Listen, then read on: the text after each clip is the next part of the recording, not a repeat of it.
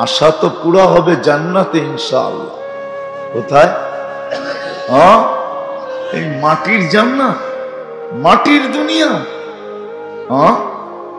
এই দুর্গন্ধময় দুনিয়া। শুধু শুধু সাহাবা পাগল হন নাই, জান্নাত শুনতে শুনতে শুনতে শুনতে এতটুকু শুনছেন, এতটুকু বলছেন, এতটুকু আলোচনা করছেন যে সবাই চোখে দেখতেছে জান্নাত। সাহাবী রাসূল বলতেছে আমি চোখে দেখতেছি জান্নাত। বর্ণনা দিছেন আল্লাহর রাসূলের সামনে।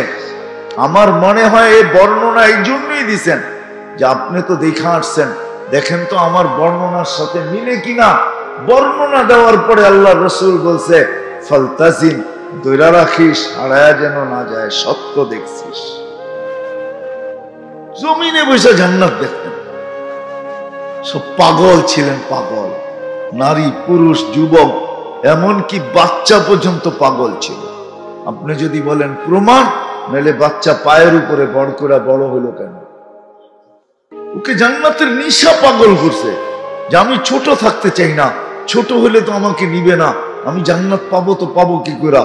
তো পায়ের উপরে অগোচরে ভর করে বড় হয়ে কল্লা সবার উপর দিয়ে উঠে দাঁড়ায় ছিলেন। আল্লাহ রসুলের চোখে ফাঁকি দিতে চাইছিলেন। আল্লাহ রসুলের চোখে ফাঁকি দেয় তো দেয় কে? আল্লাহ রসুল বলছে তুমি ছোট, পাও নামাও। কিন্তু ওকে ঠান্ডা করতে পারে নাই। ও তো এইখান থেকে হারছে, তো যুক্তি আরেকটা দাঁড় করায় দিছে, আমার বড় বাড়ছে, আমি শক্তিশালী বেশি। বিশ্বাস হয় না? মূল্যযুদ্ধ লাগায় দেখেন। হায় হায়, ওর আগ্রহে মনে হয় আল্লাহ নবীজির কানে কানে বলে দিছেন বন্ধু নিয়ে নেন, পরীক্ষা করেন কিন্তু নিয়ে নেন। নইলে আল্লাহ রসুল নিলেন তো নিলেন কেন? পরীক্ষা করেন, নিয়ে নেন। কেননা দিল তো আপনি দেখেন না, দিল ভিতরে কিরকম করতেছে, জান্নাতের শখ ভিতরে কি করতেছে। আমাদের যুবকদের তো 14 তারিখে শখে এখনই নাচতেছে, ঠিক না? কি কম রাগ হয়ে গেল? 14 তারিখ বুঝো না, ফেব্রুয়ারির। এরা এখন থেকেই পজিশন নিতেছে 14 তারিখে কে কি করব। এরা হাসলে কি, আমি বুঝি তো চেহারা দেখা। এরা সব এখন থেকে পজিশন নিতেছে যে 14 তারিখে কি করবে, কে কেমনে করবে, কেমনে মেসেজ দিবে, লিখবে কেমনে, ফুল কোত্থেকে জোগাবে, ঠিক না? নাম বললাম না, খালি তারিখ বললাম, কি দিন এটাও বললাম না। যুবকরা বুঝে ফেলছে। সব বিজ্ঞান সম্মত তো, বুঝো না তোমরা? নাম তো তোমাদের জানাই আছে। হায় হায়, জান্নাতে সব রাখা আছে। এই জন্যই পাগল ছেলে, সব রাখা আছে জান্নাতে। কি চাও, কোনটা চাও? যুবকরা ভাবে জান্নাতে কিছু নাই। হুজুররা যেমনে বলে খালি ঘুমান্তিস আর খাওয়ান্তিস। ঘুমান্তিস খাওয়ান্তিস বোঝো? ডাকায় শব্দ কিন্তু, বোঝো? তোমরাও তো একসময় ডাকাই ছিল, ঠিক না? রূপগঞ্জে না স্বাধীন হয়েছে কয়েকদিন, জুমা 8 দিন। মানে স্বাধীন মানে থানা হয়েছে, জেলা হয়েছে নারায়ণগঞ্জ, ঠিক না? আগে কি ছিল? ডাকাই ছিল না। যুবকরা ভাবতেছে জান্নাতে কি গান আছে? গান তো দুনিয়াতেই, ঠিক না? জান্নাতে কি নাচ আছে? নাচ তো দুনিয়াতেই, ঠিক না? জান্নাতে কি এরকম পাওয়া যাবে রাস্তাঘাটে যে চোখ টিপি দিমু, ঠিক না? হায় হায় হায়, তোমার জান্নাতটা সবচেয়ে ছোট হইল 2,40,000 মাইল হবে। কয় লক্ষ যে আল্লাহ বানায় রেখা দিছে চিপায় চিপায়, তুমি জানো না। হাদিসে আছে, কোরআনে আছে, ওয়ালাদাইনা মাসজিদ, ওগুলোর নাম হইল মসজিদ। তুমি গড়তে যাইবা, তোমার চোখ টিপি দিতে হবে না, ওই চোখ টিপি দিয়ে বুকে লাগবে, তুমি চিন্তা করবা না। ওইখানে 2 নম্বর নাই, সব 1 নম্বর। এইখানে তো মেসেজ দেয় একটা করে আরেকটা, ঠিক না? মেসেজ দিছে তোমারে, ফুল দিয়েছে আবার আরেকজন রে, ঠিক না? সত্য তো? কি মনে হয় বুঝে নাই বাংলা, ঠিক না? মেসেজ দিছে তোমারে, ফুল দিছে কি কারে? আরেকজন রে। আবার তুমি প্রতিবাদ করছো তো জুতো দেখা গেছে সাইজ, ঠিক না? জান্নাতে এরকম হবে না, কসম খোদার হবে না। চোখে চোখ লাগতে দেরি, বুকে লাগতে দেরি হবে। আল্লাহইগা বলবে আনা হুব্বুক ওয়া আনতা হুব্বি, আমি তোর ভালোবাসা, তুই আমার ভালোবাসা। লিমাদা আখারতা, এত দেরি করে কেন আসলি? কোভিড থেকে অপেক্ষায় বসে আছি তোর জন্য। এটার নাম জান্নাত। সাহাবা শুধু শুধু পাগল হয় না, ডেলি 70 বার কাপড় চেঞ্জ হয়। এই সুতার কাপড় আলোর সুতার বানানো হবে। এই দুনিয়ার 3 পিস আর 2 পিস আর 1 পিস, জান্নাতের লেহেঙ্গা 3 কিলোমিটার গের হবে, 3 কিলোমিটার আলোর সুতা দিয়া বানানো। সাহাবা জিজ্ঞাসা করছে এত বড় লেহেঙ্গা উঠাবে কেমনে? আল্লাহ রসুল বলছে কোনো ওয়েট থাকবে না, আলোর কোনো ওয়েট নাই, সুতারও কোনো ওজন নাই। এটা পড়বে ডেলি 70 বার চেঞ্জ হবে। আল্লাহ চেঞ্জ করাবে, আল্লাহ খোলাবে, আল্লাহ পড়াবে, পড়ারও কষ্ট দিবে না, খোলারও কষ্ট দিবে না। জান্নাতে কোনো ওয়াশিং মেশিন নাই, জান্নাতে কোনো ধুবি নাই, এটা ধুইতে হবে না, ওয়ান টাইম ইউজ, একবার ইউজ করবে তারপরে শেষ, আর জীবনে দ্বিতীয়বার ওটা গায়ে লাগবে না। খালি পাগল হয়ে গেছে দুনিয়া দেখা। যুবকরা আমরা ভাবতেছি দুনিয়াই শেষ, কেউ কেউ বলে না চিতাতেই শেষ, মনে হয় বোঝেন নাই, ঠিক না? এখন আমরা থিওরি বের করছি দুনিয়াই শেষ। শেষ না, মোরা দেখো শেষ কি শেষ। শুধু শুধু তো কবি বলেন নাই जैसी करनी ऐसी भरनी, ना मानो तो करके देख, जन्नत भी है दोजख भी है, ना मानो तो मर के देख। মরা দেখো কি আছে। যদিও উন্নত দুনিয়া, মঙ্গলের ছবি আনা যায়, হবল দিয়া সারা সৌরজগৎ দেখা যায়, কিন্তু 2.5 হাত মাটির নিচে কি এটা দেখা যায়? এটা গোপন রাখছেন। আল্লাহর রাসূল সাল্লাল্লাহু আলাইহি ওয়াসাল্লাম বলছিলেন আমার মন চায় আমি দোয়া করি, কিন্তু দোয়া করি না, এই জন্য উপর থেকে সিগন্যাল আসছে না বন্ধু দোয়া করেন না। তাইলে কি হবে? কেউ আপন জনকে আর কবর দিবে না। সারা দুনিয়া মানুষের দুর্গন্ধে অতিষ্ঠ হয়ে যাবে, কেউ আপন জনকে কবর দিবে না।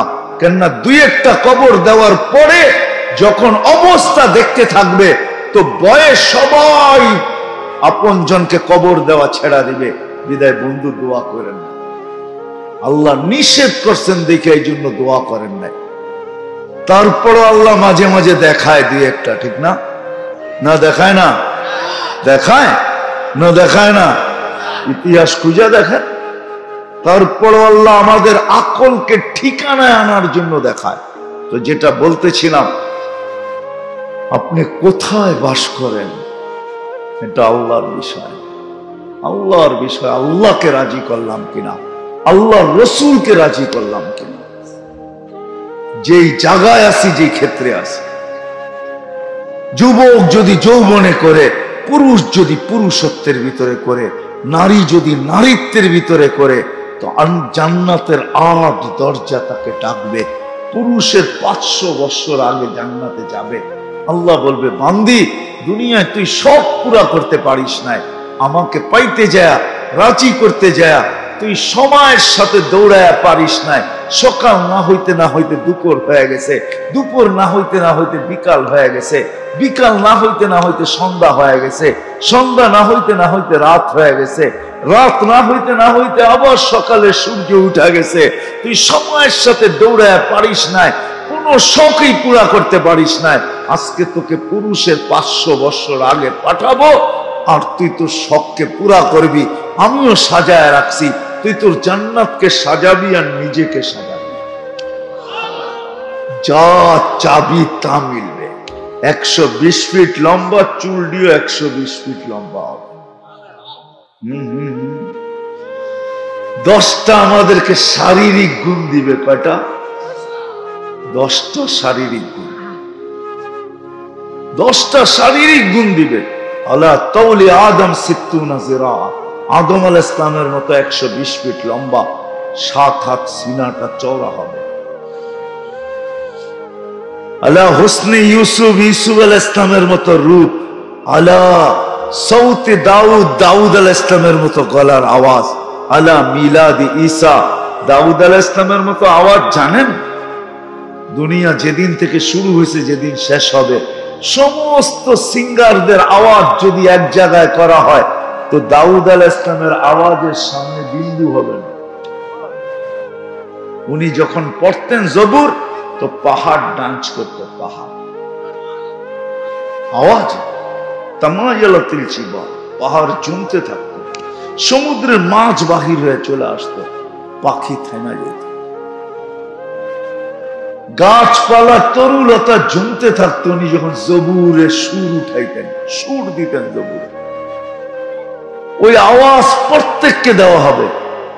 কি যুবক খালি পরেরটাই শুনবা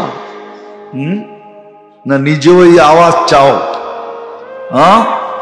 না, চাইলে সবার জ্যাবের ভিতরে মাইক্রোফোন কেন থাকবে? অধিকাংশের জ্যাবেই তো মাইক্রোফোন, ঠিক না? সারাদিন লাগায় লাগায় শুনতে থাকে। হয় এই পর্যন্ত কত মাইক্রোফোন যে যুবকের জান নিয়ে নিল, তারপরে হুশ আসে না, ঠিক না? একটা লাগায় না, 2টা লাগায়। কি আবার এখন বাইরেছে, বাবারে বাবা, বুঝাও যায় না যে মাইক্রোফোন লাগাইছে, ঠিক না? আগে তো তার ছিল, বুঝা যেত। এখন তারও নাই, তোরও নাই, কিচ্ছু নাই, বুঝাও যায় না যে মাইক্রোফোন লাগাইছে, ঠিক না? বোঝা যায়। আবার ছোট ছোট কানের ভিতরে ঢুকায় বসায় রাখে, ঠিক না? আজকে বুঝবা না, কালকে বুঝবা। যুবক রাগ হয়েও না, বেশি শুনো না, বেশি শুনো না, আল্লাহকে নারাজ করো না। হইতে পারে একদিন আসবে যেদিন তোমার শোনার খুব দরকার হবে, ওই দিন কান বলবে বহু শুনছিস, আজকের থেকে আমি আর শুনবো না। মনে হয় বোঝো নাই? কান বলবে আর শুনবো না, তুই বহু শুনছিস, কান নষ্ট হয়ে যাবে। তো যেটা বুঝাইতেছিলাম, আল্লাহ করুক বুঝে আসো, আল্লাহ করুক বুঝে আসো। দাউদ আলাইহিস সালামের মতো আওয়াজ হবে, আলা মিলাদি ঈসা, ঈসা আলাইহিস সালামের সমান বয়স, 33 বছরের যুবক, আলা কুওয়াতি মুসা, মুসা আলাইহিস সালামের মতো শক্তি, আলা খুলুকি মুহাম্মদ, আমাদের নবীজির আখলাক, জুরদুন মুরদুন মুখালুন, দাড়ি থাকবে না, মোছ থাকবে না, চোখে সুরমা লাগানো থাকবে না। যুবক সোনার বেসলাইট পড়াবে আল্লাহ, এইখান থেকে নিয়ে এই পর্যন্ত বেসলাইট দোনো হাতে, ডেলি চেঞ্জ হবে, যখন চাবে তখন চেঞ্জ হয়ে যাবে। প্রতি শুক্রবারে আল্লাহ দাওয়াত খাওয়াবে, প্রতি শুক্রবারে চেহারা চেঞ্জ হবে। হ্যাঁ, আল্লাহ শুধু দাওয়াত খাওয়াবে না, পোশাকও পড়াবে, কাপড়ও পড়াবে, কাপড়ও পড়াবে আল্লাহ। এই জন্য সবার কাছে দরখাস্ত, আসেন শেষ জায়গায় আমি চলে আসছি, আল্লাহকে রাজি করি। আল্লাহ দেখবে কি আল্লাহকে রাজি করবে। ছোট জীবনটা এই জন্যই, কোথায় বাস করি এটা বিষয় না, জীবন কতটুক পাইলাম এটা বিষয়। এই 60-70 বছরের জীবনটা এই জন্যই যে আল্লাহকে রাজি করা, আল্লাহ রসুলকে রাজি করা। আল্লাহ কিভাবে রাজি হবে, আল্লাহ রসুল কিভাবে রাজি হবে, আল্লাহ রসুল সাল্লাল্লাহু আলাইহি ওয়াসাল্লামের মাধ্যমে আমাদের প্রত্যেক ব্যক্তিকে, গরিবকে জানায়া দিয়েছেন আল্লাহ কিভাবে রাজি হবে, নারীকে জানায়া দিয়েছেন আল্লাহ কিভাবে রাজি হবে, যুবককে জানায়া দিয়েছেন আল্লাহ কিভাবে রাজি হবেন, প্রত্যেককে জানায়া দিয়েছেন, প্রত্যেক জায়গার ব্যক্তিকে জানায়া দিয়েছেন, এমনকি আদালতওয়ালাকেও জানায়া দিয়েছেন। নাইলে এই হাদিস কেন আসবে? আদলু ইয়াউমিন তাদিলু ইবাদাত 60 সানা। আদালতে বৈশা যদি কেউ ইনসাফ করলো, এক দিনের ইনসাফ 60 বৎসরের বন্দেগীর চেয়ে উত্তম। 60 বৎসরের বন্দেগী একদিকে, একদিনের ইনসাফ একদিকে। ইনসাফ বাড়ি হবে।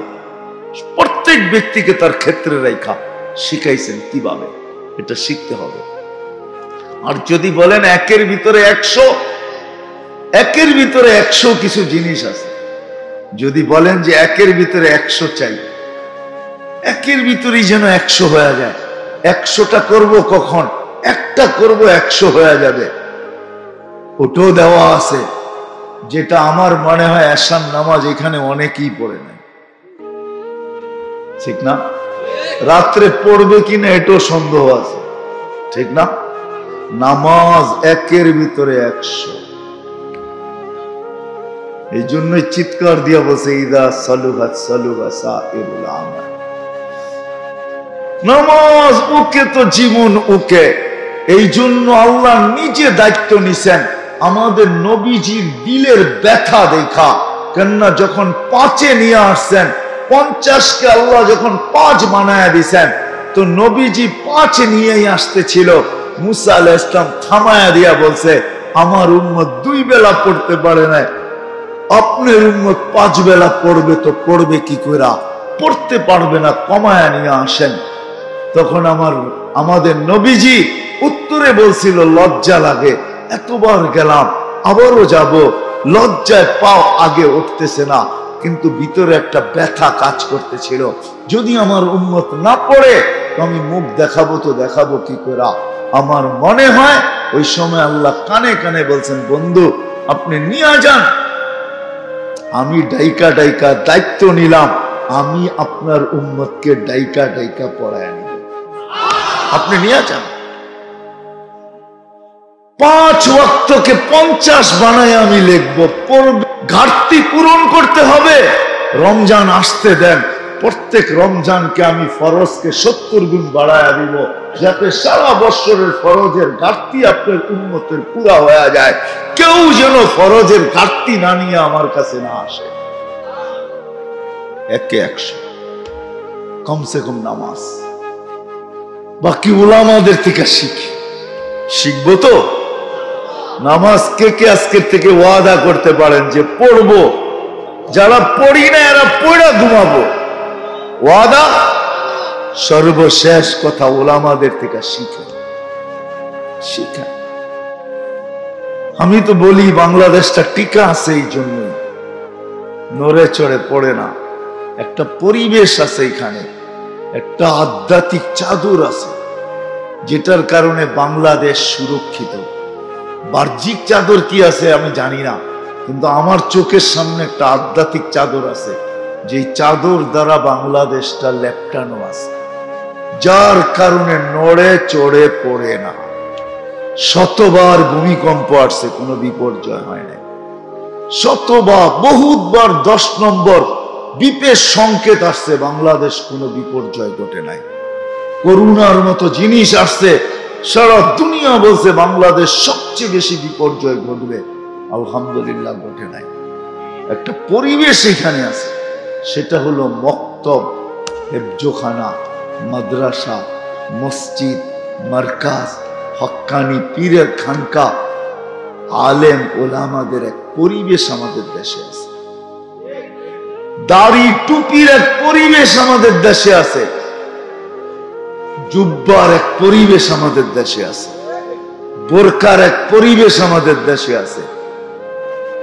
যুবকদেরকে পাওয়া যায় যারা নিজেদেরকে লজ্জাপতির মতো আল্লাহর ভয়ে গুটায় নিছে, এই পরিবেশ আমাদের দেশে আছে। যার কারণে শতবার বিপর্যয়ের সিগন্যাল আসে, কিন্তু কোনো বিপর্যয় হয় নাই। যতদিন পর্যন্ত এই পরিবেশ আমরা টিকায় রাখতে পারবো। 30,000-এর উপরে হেফজোখানা বাংলাদেশে। হেফজোখানার নিয়ম হলো রাত্র 4টায় উঠতে হবে। ওই সময় উঠে যখন কোরআন পড়ে 30,000 হেফজোখানার ছেলেরা, আমার বিশ্বাস, শুধু বিশ্বাস না, আমার ভিতরে অগাধ বিশ্বাস যে ওই সময় বাংলাদেশটাকে আধ্যাত্মিকভাবে এক সুরক্ষার চাদর দিয়ে এটাকে লেপটায় নেওয়া হয়। যার কারণে 7.8 ভূমিকম্প আসছে, কোনো বিপর্যয় ঘটে নাই। বরং 18 কোটি মানুষ বলতেই পারবে না যে ভূমিকম্প আসছিল।